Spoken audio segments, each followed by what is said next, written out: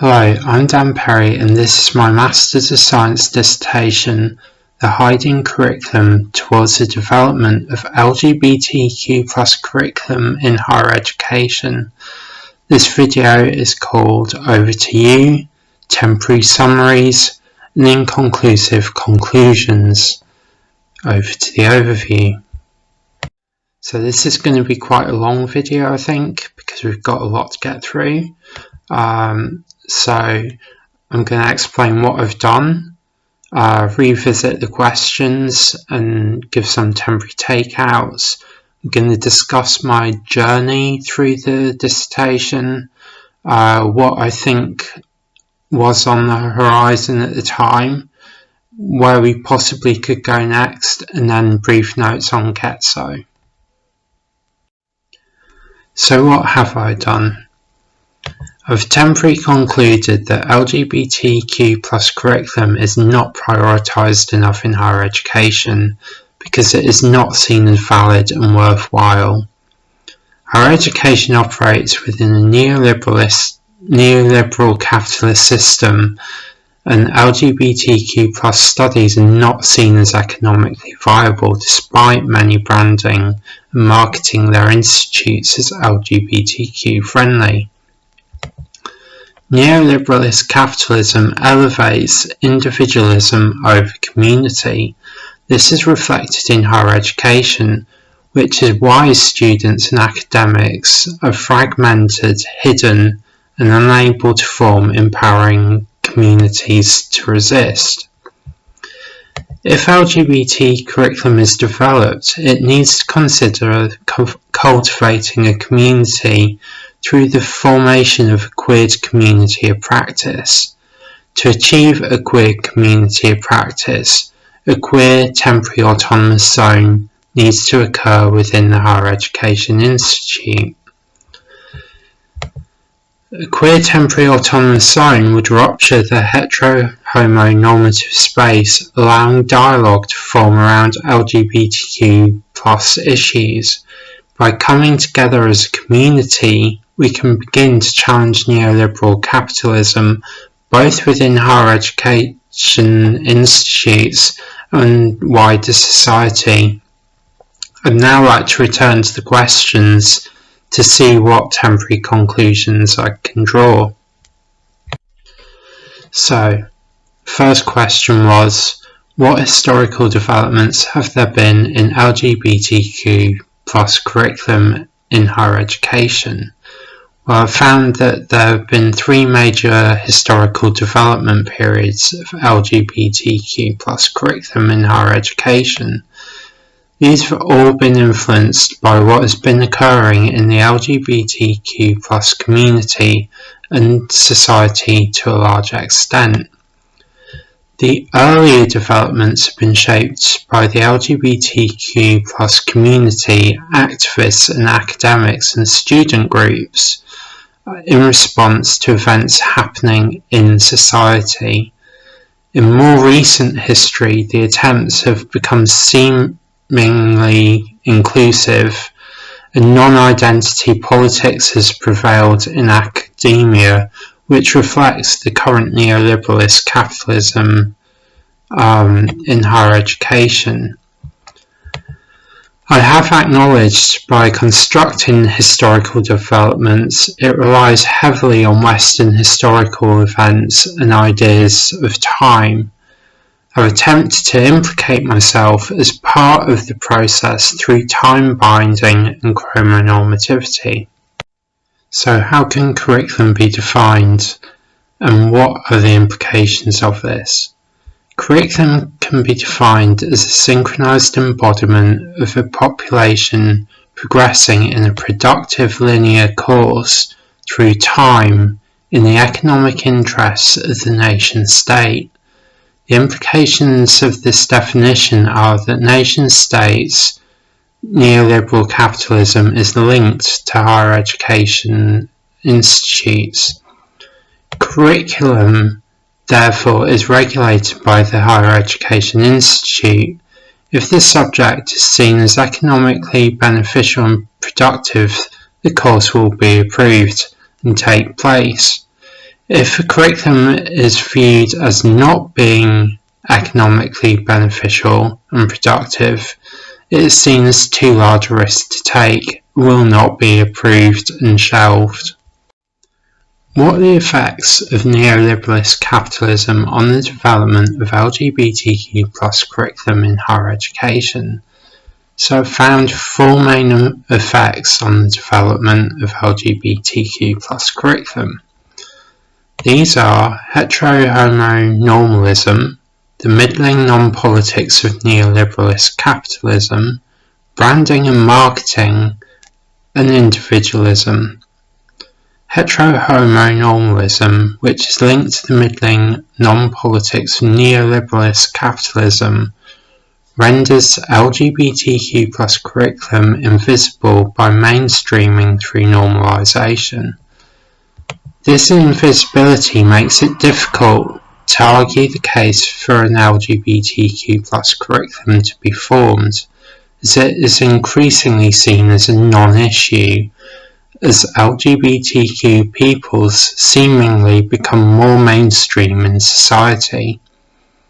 Higher education relies on the neoliberalist capitalism system and marketing strategies. Both have realised that LGBTQ peoples are a potential market.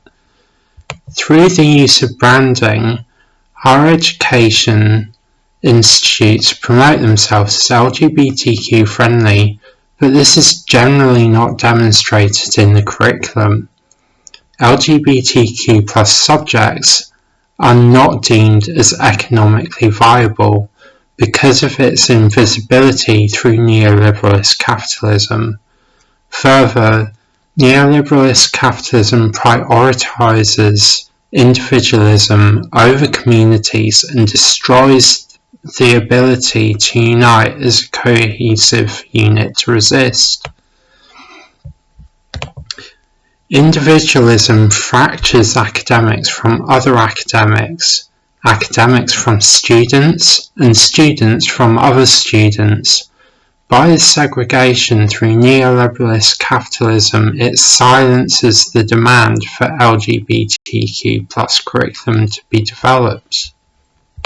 So how may the effects of neoliberalist capitalism be resisted in LGBTQ curriculum in higher education? So in order for neoliberalist capitalism to be resisted, it requires the deconstruction of the hegemonic monolith that it has become. By breaking neoliberalist capitalism down into smaller units, it allows the task of resisting to become easier to manage. I've suggested two possible ways in which these could be achieved: queer temporary autonomous zones and queer communities of practice. Queer temporary autonomous zones need to be created within the higher education classroom, which would allow democratic practices, community building, and resistance against neoliberalist capitalism. Queer communities of practice created through a learning architecture of carefully selected curriculum would allow communities to form as a cohesive unit between academic, student, and the wider community. So, having answered the questions that I set out to answer, I'm now going to look at a bit about my journey through the dissertation. So I started my journey for this dissertation not knowing how it would develop or what it may look like from the start. Although I had some experience through the Queer Time School of Queer Theory and LGBTQ issues, I felt that I was not overtly knowledgeable in the area academically. And after some initial research, I found it hard to pinpoint where the field was and its developments. I soon realised that my writing would need to reflect this fluidity and chose a queer theoretical lens as a result. I specifically used a limited snowballing technique to select my literature so I could have some control over the content. In my reading, I had tried to be as diverse as possible and had intentions of using global perspectives, but this was hard to achieve. This is because the field of LGBT studies and queer theory seems to be dominated by the United States, with a few exceptions from Australia, the UK and Germany. The initial searches allowed some unpredictability of what might develop whilst reading. I've found aspects of my research process lonely, isolating and at times frustrating, as it was difficult to explain to people what I was doing because I was unsure myself sometimes. I needed some time to process some of the issues that came up whilst reading, as it revealed assumptions that I didn't know that I had. Unpredictability has been a major part of my process. I didn't know what patterns would emerge until I used the Ketso kit, which I explain towards the end of this video. Once I'd found some common threads from the mind mapping stage, I had to transfer it onto the grid map, and I found my ideas constantly shifting and new ideas emerged. However, I still found it incredibly difficult explaining to people exactly what the dissertation was about, partially because of the fluidity and unpredictability, but also because most people would have no reference to the work that I was doing. Once I had finally planned it, I believed it would be just a case of writing what I'd discovered. However, as I began to write, my ideas began to shift around again. These created some breakthrough moments for me, and everything began to come together while I was writing. One example of this was the ideas of chrononormativity, time binding, and chronobiopolitics that had tied the first chapter together. Even though the whole process has been very messy and complex, overall I've enjoyed researching and writing the dissertation and presenting it in the videos. I would like to offer a remark on where we find ourselves and how I would like to see LGBTQ+ curriculum develop. So what was on the horizon? I feel that most of the discussion here, as in the dissertation, has been based on United States research where LGBTQ curriculum seems to be slightly more developed. LGBTQ+ curriculum is not something often discussed in the UK, and this needs to be changed.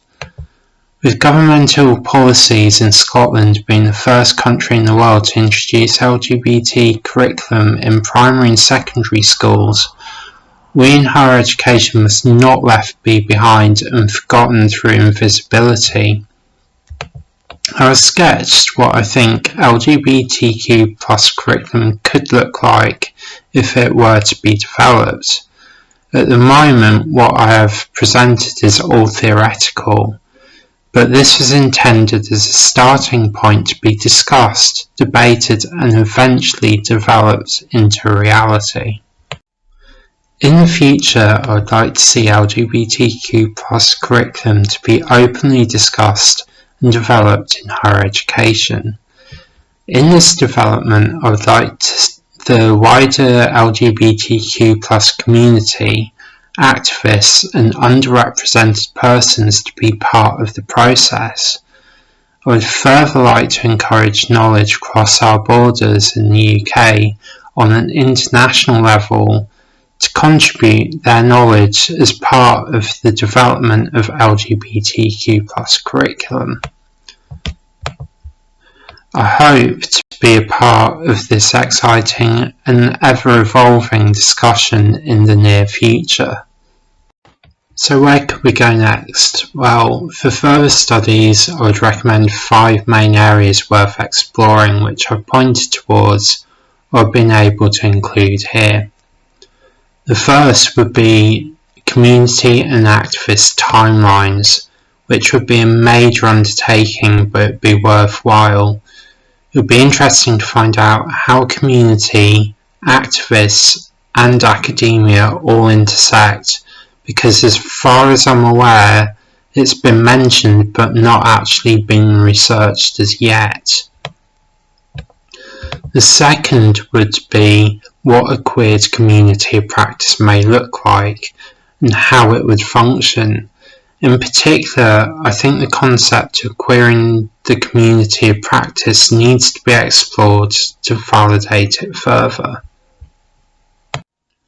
The third would be the development of LGBTQ+ curriculum in higher education that could produce the dual tensions that Tommen's 2018 suggests for a learning architecture. These dual tensions could lead to a community of practice. These are reification and participation, designed and emergent, local and global, and finally identification and negotiability. The fourth would be to further research the idea of queer temporary autonomous zones. Again, how this would function and what one may look like, but also what the differences are between a queer temporary autonomous zone and a temporary autonomous zone may be interesting to explore. The fifth and final area of research would be how to decolonise all of the above.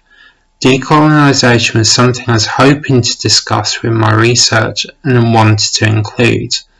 I had initially looked towards Puar 2007, Walcott 2016 and Ferguson 2018.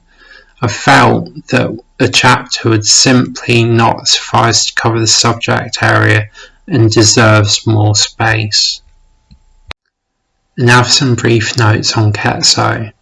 I used Ketso to help me organise and plan my dissertation writing. I read as much material as possible and have highlighted parts that I'm interested in or that are relevant. I begin the Ketso process by deciding a key for my leaves and symbols.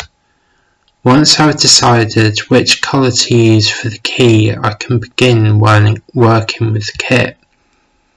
I then begin to write on the leaves and arranging them around a central issue or a topic I'm wishing to explore. I repeat this until I have all my topics, issues and readings are on the section of the Ketso map, as you can see by the picture. Once this is complete, it allows me to see what I've researched and read. From here I can see if there are any similarities, differences or trends before I move to the final stage, the planning of the dissertation. Now, this photograph on the left here was taken on while I was on holiday in Liverpool actually, and I was staying in a youth hostel while still doing this work, and those are actually 3 tables pushed together. I've actually got 2 Ketso kits out there, so you can just imagine the kind of scale that I was actually working on whilst putting this research together. But anyway, once I've identified the patterns from the first stage, I'm then able to begin to transfer the information onto the grid map, which you can see on the right hand. This allows me to plan the dissertation, but because the leaves have Velcro on the underside, it's easy to transfer and move around should I wish to change the order. Once this is completed, I am ready to start writing, and this process allows me flexibility even when writing if I should wish to leave parts out or change the order as I'm writing, and believe me, it happened a lot whilst I was writing. So there you have it, temporary summaries and inconclusive conclusions. Thank you so much for joining me through this journey through my MSc dissertation, the Hygiene Curriculum towards the Development of LGBTQ plus Curriculum. It's been some journey for me, and I hope it has been for you. I'd like to thank everyone who helped me along the way, and just, thank you so much, and I will be seeing you, no doubt, sometime soon.